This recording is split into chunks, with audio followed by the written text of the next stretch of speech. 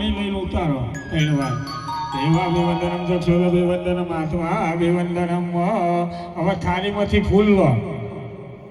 એ ફૂલ ઉતારો અને ઉતારીને ચડાવી દો માતાજીના સ્થાપનમાં હા હવે ઘોર ફરતા આરતી આલ દો 10 દિશાએ વંદનમ બસ